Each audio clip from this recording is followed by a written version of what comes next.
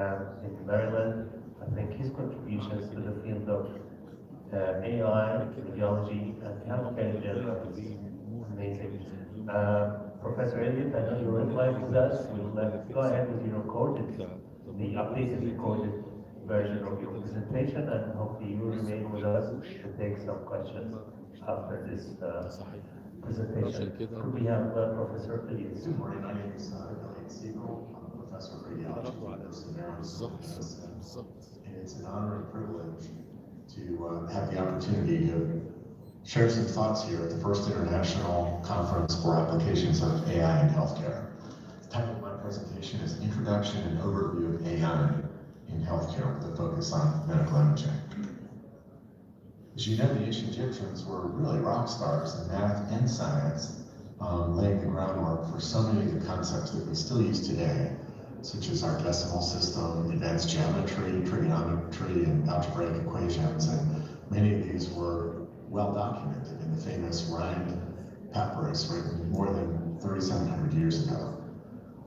This article that I found online actually suggests that the roots of AI can be traced back to these hieroglyphs that were used for thousands of years for communicating and recording information, and represented not only a way of writing but also a way of thinking. The ancient Egyptians believed that everything in the universe was connected and thought that by understanding the symbols and patterns in hieroglyphs, they could understand the underlying structure of the universe. And this way of thinking is similar to the way modern AI systems work, in that AI systems use algorithms and mathematical models to find patterns and make predictions. This June 2024 marks the 31st anniversary of operation of the world's first filmless radiology department at the Baltimore VA Medical Center. And I had the opportunity as a new chief of radiology to be able to help set that up. In addition to the goal of having all images available at any time and anywhere that they were needed for clinical care, I was particularly excited at the idea of going digital so we could take advantage of using the computer to enhance images and to help us to make a diagnosis.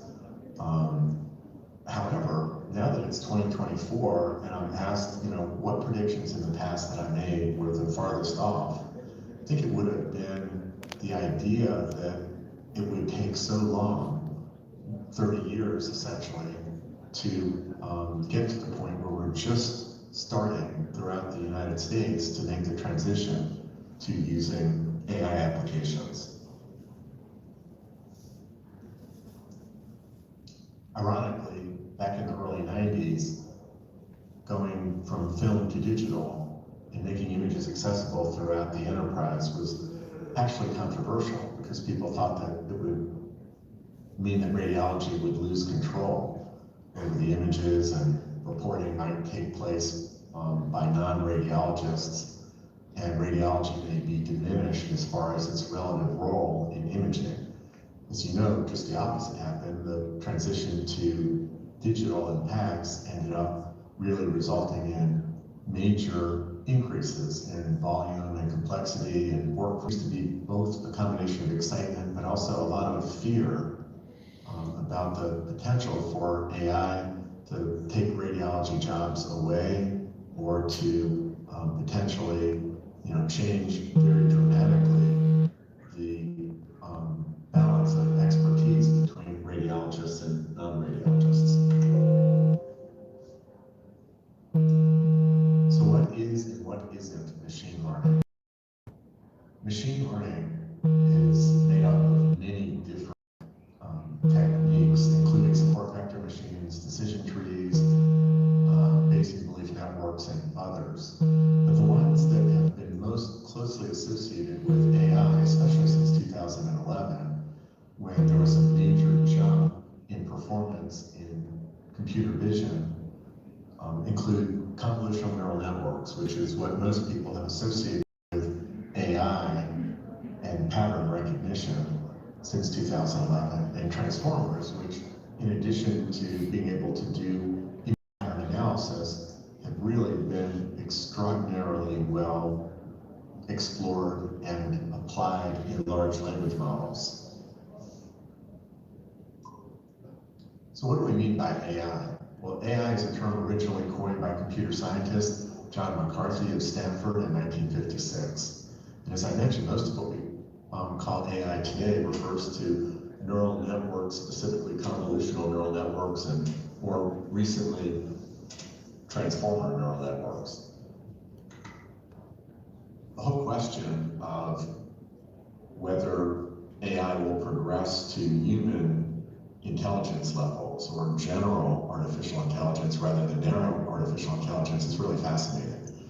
This is from a survey of 2,800 experts that was conducted in the fall of 2023. And these experts, on average, predicted that there was a 50% chance that human-level AI would happen by 2047 and a 10% chance by 2027. And every year, the optimism for the arrival of general AI seems to be improving. This group surveyed last fall suggested that there was a 50% chance that AI could compose a top 40 hit by 2028 and write a book that would make the New York Times bestseller list by 2029, which is really fascinating. And then, of course, there's the question of if we can build an AI smarter than we are, could that AI build an AI smarter than it? And at that point, we start talking about the concept of singularity, which Kurzweil suggested, where intelligence would progress at a really super rapid level. One often asked question is, what is the difference between CAD or computer-aided detection and radiomics and what we are now referring to as AI? And one way to think about this is to use this Where's Waldo as an example. Some of you may be Waldo savants and may be able to find Waldo really super quickly. In fact, this was actually something that radiology departments at one point had considered using this to determine which residents might have a quote-unquote better eye for radiology. But fortunately for me and others who were slow at finding Waldo relatively, it turned out that there was no correlation with radiologists' performance and ability to find Waldo.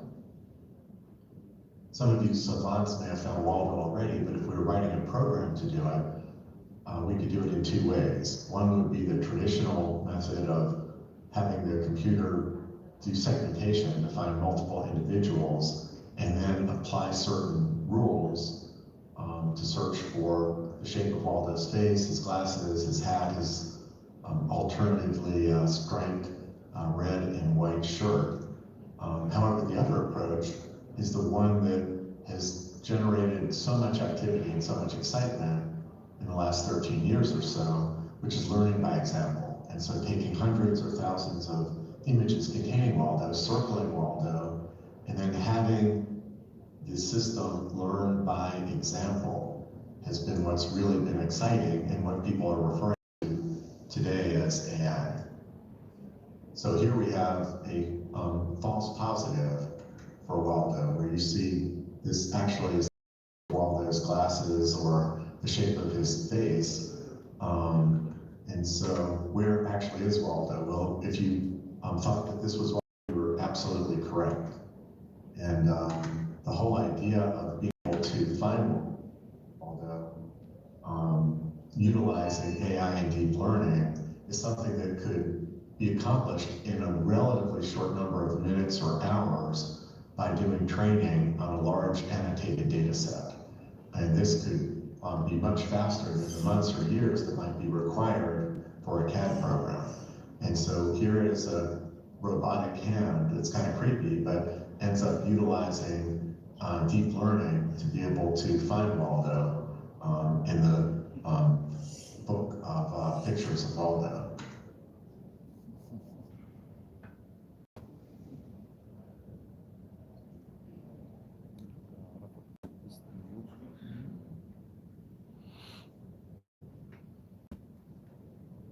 في حاجة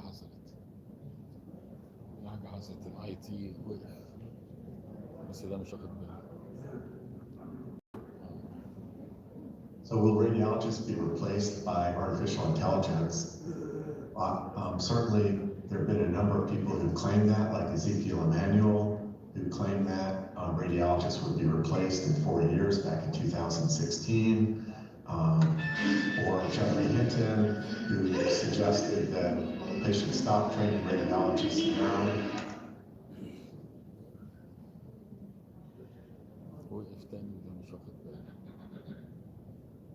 بص في التليفون لازم حد ينبه. But it actually turns out that it's significantly harder to determine what is wrong with a picture than what's in a picture. So computer vision is extraordinarily good at saying, for example, there's a TV in the picture and that there's a snowman and a spoon and a fork. But there's no computer program right now that can consistently beat a 5-year-old at saying what's wrong with the picture. The TV doesn't belong on the roof, snowman doesn't belong without there being snow on the ground otherwise, and the spoon and fork shouldn't be as tall or taller than the farmer. So determining what's wrong with a picture actually is a really difficult task for computers, even nowadays. And this was suggested back in 2011 in June in Scientific American, that an alternative to the Turing test that asks if a computer can fool a human into thinking that it's a human. Instead, it's a really tough task and a determinant potentially of the arrival of artificial general intelligence when computers are able to tell us what's wrong with a picture. So the implications of deep learning in diagnostic imaging are fairly significant. One thing that we see is that although we can generate new algorithms when we have annotated data relatively rapidly, rather than the years that it took with multiple complex steps in the past, it still takes many years to test and validate the algorithm. And so even though we can create algorithms, and most people are moving to utilizing this learn by example or convolutional neural networks to be able to train data sets, it still takes a long time to be able to validate these algorithms. The FDA is working on mechanisms to speed up the clearance process, but it still remains extremely slow. So what are the approved or cleared FDA applications in diagnostic imaging in actual practice? Well, they include CAD-T, which is triage, which is the most commonly approved radiology application. Detection of abnormalities, CAD-E, diagnosis, or CAD-X, and of course, quantification. And so one of the biggest challenges that we have now is trying to keep up with the volume and complexity of work in diagnostic radiology, but really in healthcare in general. And what we're seeing is an increasing amount of difficulty as we're seeing shortages of radiologists and technologists and other healthcare providers, and we're seeing an increase in volume. And so, we thought that we'd be able to, handle an increase in volume as we went from filmless operation, from film operation to digital operation. But as the volume is increasing, it's becoming increasingly challenging to be able to keep up, just as we're seeing Lucy and Ethel having a challenge of being able to keep up with the assembly line. And more of us are thinking, about being on the assembly line and looking for ways to be able to try to keep up and become more flexible. And so, as time is going on, we're finding that we're trying to figure out, how to adapt to this paradigm of an increasing amount of volume and complexity as time goes on without getting more stressed out. And so this is pretty much what many of us feel like today. One of the questions is, could AI be useful in being able to help us to keep up with this ever-increasingly fast assembly line?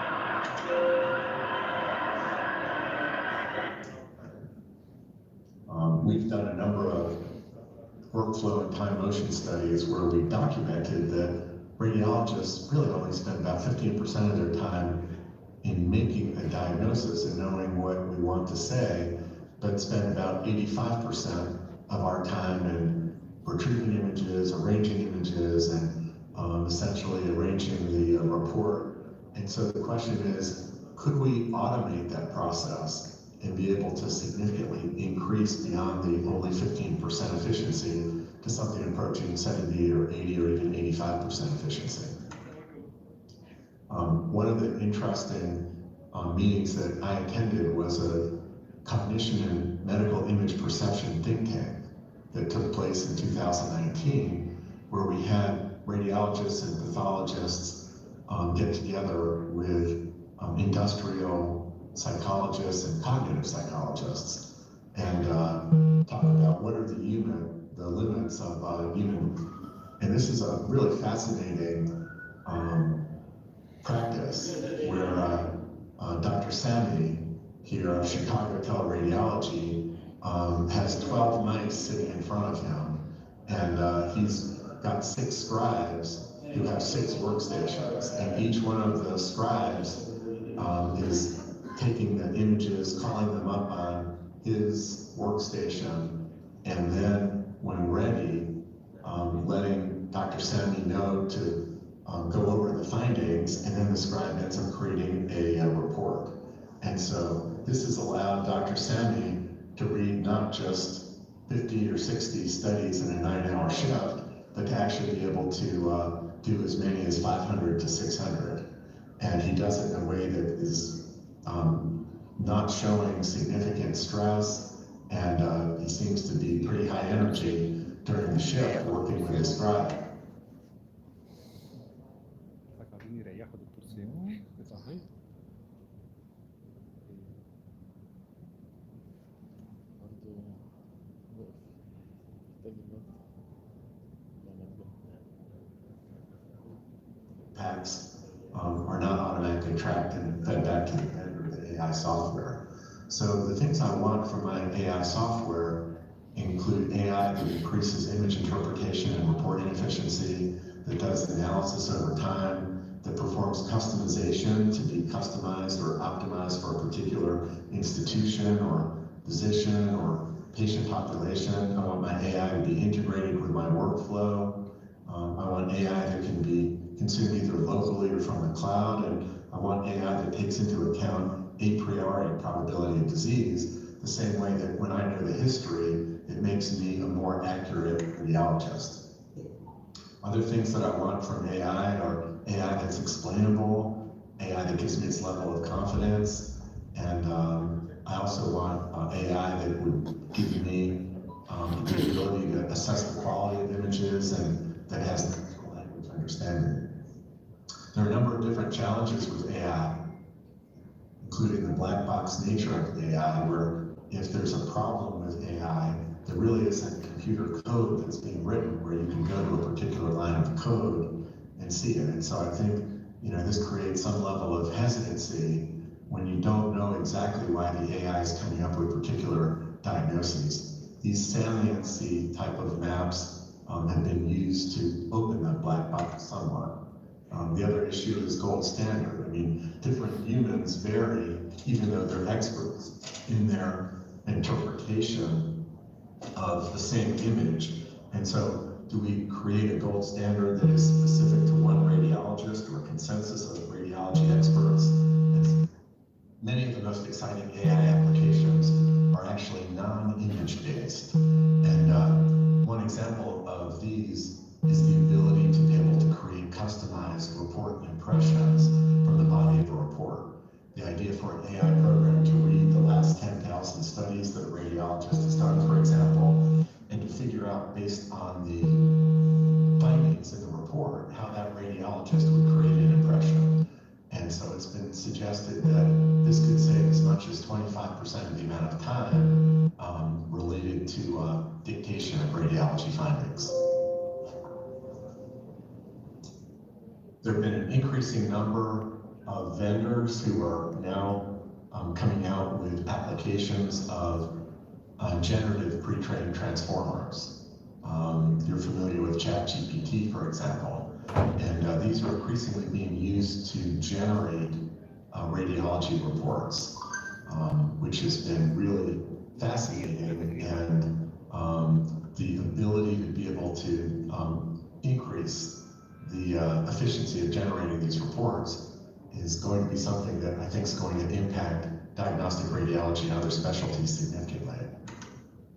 These types of applications with generative AI are continuing to evolve, and this is an area of tremendous excitement, as you all know, not only in healthcare, but throughout all sorts of different industries, and it's had a major impact on education of students. There are generative AI applications, or specifically large language models, which have been utilized for a large variety of different applications in healthcare. What are some of the emerging transformer models that we're seeing? Well, they include clinical decision support, generating automated summaries of patient interactions and medical histories, medical translation, disease surveillance, management of medications, and serving as patient assistance for telemedicine, and a variety of other applications, including triage, interactive drug information, and remote monitoring of patient wearables. AI is also being utilized increasingly to write computer code, and those who are generating computer code are now becoming increasingly dependent on some of these AI generative algorithms. One of the things that is really important to emphasize, especially to our trainees, is the fact that generative large language models are not necessarily programmed to optimize accuracy. And so this is from an interaction with a ChatGPT system, where the system mentions that there are several papers on detecting superior mesenteric artery occlusions, and then when the user searches for those papers, the user finds that none of them are actually real and asks if the ChatGPT made them up. ChatGPT then apologizes for the error, says it's a natural language model and didn't make up the information intentionally, and then suggests that it conducted thorough research and now can give some articles on a related topic. But then when the user checks again, it turns out that the new example that's given was also false and made up by the ChatGPT, and was not a real reference. One of the interesting controversies is autonomous AI, and the question of, can we actually allow and trust AI to work autonomously? This is from an article where we looked at, or where the authors looked at being able to take a subset where AI was confident, here in 91% of cases, trying to achieve a 99% negative predictive value, which is expert level, but then leaving 9% of the cases to be read by a human. And so could we feel comfortable, probably not anytime soon in the US, with AI acting autonomously in cases in which it had a high level of confidence?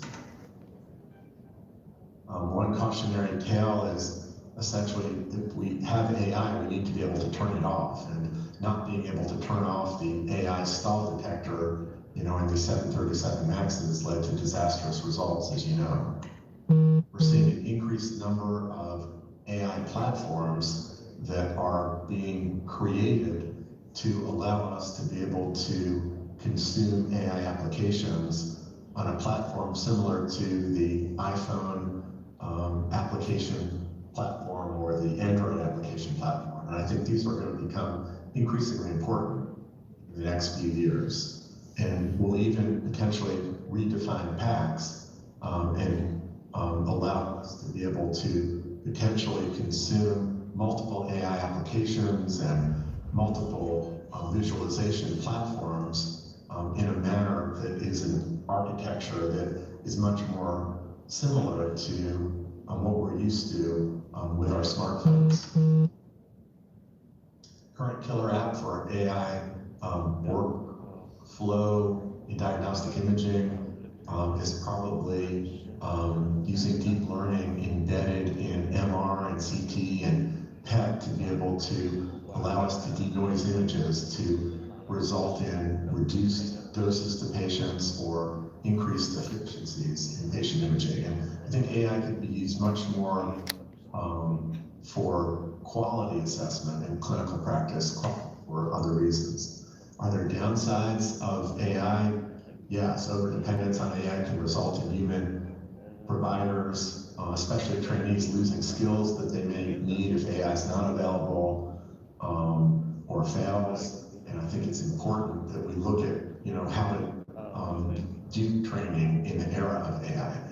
Economic implications could be negative, associated with the amount of dollars that may be spent where AI may be perceived as being less expensive, and so reimbursement may go down associated with the use of AI. Can AI be empathetic? This is a study that was done at USC that suggests that AI could potentially indeed be Thanks for coming in today. empathetic. I was created to talk to people in a safe and secure environment. I'm not a therapist, but I'm here to learn about people and would love to learn about you. I'll ask a few questions to get us started. And please feel free to tell me anything. Your answers are totally confidential. Are you okay with this? Yes, So, how are you doing today? I'm doing well. That's good. Where are you from originally? I'm from Los Angeles. Oh, I'm from LA myself. So that might be a little bit more empathetic than many of the radiologists that I've dealt with in the past. So I'm not sure that we really have a lock on empathy as humans. So in conclusion, the future of AI in healthcare and diagnostic imaging is bright, and AI will be a major game changer in the field. Healthcare workers are going to work hand in hand with AI systems to make them more robust, reliable, and safe. And this is going to have major implications on how we train our healthcare workers in the future. And we need to incorporate this education at the undergraduate, graduate, and postgraduate level. So thank you so much for your time and attention. And sorry I didn't have the opportunity to be able to meet you all in person.